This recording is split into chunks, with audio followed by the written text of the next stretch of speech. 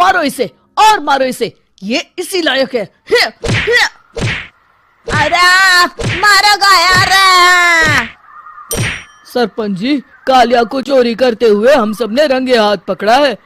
अब इसे गांव से बाहर निकाल देने में ही हम सबकी भलाई है। तो देर किस बात की है, अभी इसे धक्के मार के इस गांव के बाहर का रास्ता दिखा दो। अरे सरपंच ऐसा मत करिए, मुझे एक मौका और दीजिए, मैं दोबारा कभी चोरी नहीं करूंगा। लेकिन गांव वाले उसकी एक नहीं सुनते और उसे मार मार के गांव की सीमा के बाहर निकाल देते हैं। मेरी कमर दर्द के मारे मेरी जान निकली जा रही है। कमबख्तों ने जम के धुलाई की है मेरी। अरे भगवान करे इनके गांव में भूचाल आ जाए, धरती फट जाए और सब गांव वाले उसमें समा जाए। चलते चलते कालिया जंगल में पहुंच जाता है। उसे वहां एक प्रयोगशाला दिखाई देती है। अरे इस जंगल में ये अजीब सा दिखने वाला घर किसने बनाया है, चल कर देखना पड़ेगा। कालिया प्रयोगशाला के पास चला जाता है। दो वैज्ञानिक प्रयोगशाला में बातें कर रहे होते हैं। बधाई हो डॉक्टर चमन, आखिरकार हम दोनों ने मिलकर एक ऐसी घड़ी का आविष्कार कर लिया है जिसे पहनकर कोई भी इंसान गायब हो सकता है। हाँ, तुमने बिल्कुल सही कहा डॉक्टर जर्माटो। अब कल सुबह ही हम इस जंगल से निकल जाएंगे, लेकिन उससे पहले आज रात के खाने का बंदोबस्त करते हैं। हाँ, मुझे तो बड़ी जोरों से भूख लगी है, चलो चलते हैं। दोनों वैज्ञानिक वहां से चले जाते हैं। उनके जाते ही कालिया प्रयोगशाला में दाखिल होता है। अच्छा, तो ये बात है। कालिया बड़े से कांच के अंदर रखी घड़ी को बाहर निकाल लेता है और अपनी कलाई पर बांध लेता है। फिर घड़ी में लगा बटन दबा देता है। कालिया को एक जोरदार झटका लगता है। कालिया अपने आप को आईने में देखता है तो उसका पूरा शरीर पूरी तरह से गायब हो चुका होता है। अब तो जो चाहे वो कर सकता हूँ। सबसे पहले मैं उन सभी को सबक सिखाऊंगा। गांव वालों, मैं आ रहा हूँ। कालिया गांव की ओर चल पड़ता है। थोड़ी देर के बाद दोनों वैज्ञानिक वहां आते हैं। अरे ये क्या, लगता है कोई हमारी घड़ी चुरा कर ले गया है। ये देखो पैरों के निशान। अब क्या होगा, अगर वो घड़ी किसी गलत हाथों में पड़ गई तो अनर्थ हो जाएगा। तुम चिंता मत करो, हमारी घड़ी में जो बैटरी लगी है ना, वो सिर्फ 24 घंटे चलेगी। उसके बाद वो घड़ी काम करना बंद कर देगी। उधर दूसरी तरफ गांव में सरपंच अपने घर में सो रहा होता है। तभी एक आहट से उसकी नींद खुल जाती है। अरे कौन है वहाँ? बड़े मजे से सो रहा है, आज मैं तुझे नहीं छोड़ूंगा। कालिया पास में पड़ा डंडा उठाकर सरपंच की पिटाई शुरू कर देता है। ये ले, ये ले, तू इसी लायक है, ले। आप मर गए। अरे ये क्या हो रहा है? अरे कोई बचाओ मुझे, मेरे घर में भूत आ गया है। सही कहा, मैं भूत ही तो हूँ, ये ले। अरे भूत जी, मैंने आपका क्या बिगाड़ा है, मुझे छोड़ दीजिए। आपको क्या चाहिए?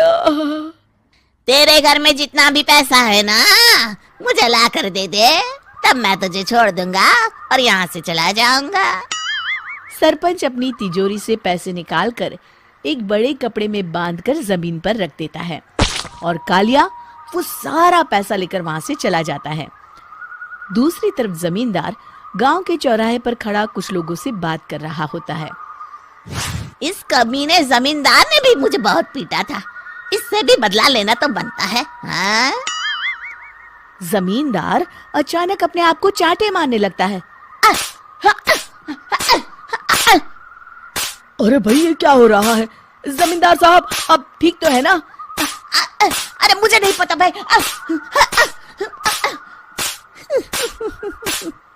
अरे मर गए रे, ये तो पक्का किसी भूत प्रेत का काम है। जमींदार के अंदर कोई भूत आ गया है। इससे पहले कि ये हमारे अंदर आ जाए, मनोहर भाई अपनी जान बचानी है तो भागो यहाँ से। ये क्या? अरे बाप रे बाप, मुझे तो भूतों से बड़ा डर लगता है। मैं तो चला यहाँ से।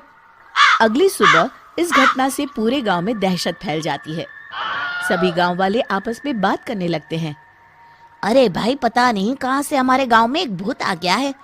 उसने कल रात को सरपंच और जमींदार की खूब पिटाई की और उनके सारे पैसे भी लेकर चला गया। हाँ भाई हाँ, ये भूत तो मुझे बड़ा अजीब लगता है। मेरी समझ में नहीं आता कि भूत उन पैसों का करेगा क्या।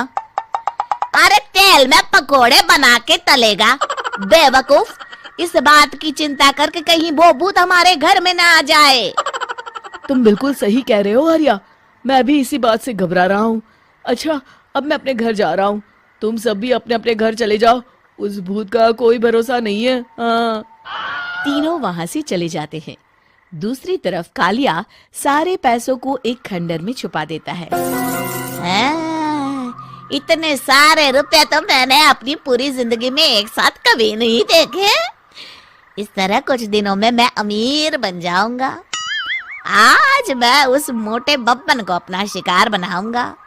सुना है दहेज में बहुत सारे पैसे और गहने मिले हैं उसे। रात होते ही कालिया बब्बन के घर में घुस जाता है। हाँ, मिल गई तिजोरी। अब जल्दी से इसे खोलकर सारे पैसे निकाल लेता हूँ। अरे खुल जा खुल जा। खुल गई। कालिया पैसे थैले में भर ही रहा था कि तभी बब्बन उसके बगल में आकर खड़ा हो जाता है। भाई क्या कर रहा है? हाँ? अरे हट। अरे तेरी इतनी हिम्मत, मैं तेरे सामने खड़ा हूँ और तू फिर भी मेरी तिजोरी से पैसे चुरा रहा है। अरे मैं तो गायब हूँ, तू मुझे कैसे देख रहा है? कालिया अपनी घड़ी को देखता है। अरे इसे क्या हो गया है? हाय, लगता है बैटरी खत्म हो गई। अच्छा, तो आज मैं तेरी बैटरी अच्छे से चार्ज कर देता हूँ। अरे भाग्यवान, जरा मेरा डंडा तो लाना। ये मोटा मुझे नहीं छोड़ेगा। अरे भागो। कालिया भागकर घर के बाहर जाता है। बाहर सभी गांव वाले हाथ में डंडा लिए खड़े होते हैं। अच्छा, तो तू वो भूत है? मुझे माफ कर दीजिए सरपंच जी, मैं आपके और जमींदार जी के सारे पैसे लौटा दूंगा और आज ही हमेशा के लिए ये गांव छोड़कर चला जाऊंगा। शिक्षा, बुराई ज्यादा दिन की मेहमान नहीं होती, एक दिन उसका अंत हो ही जाता है।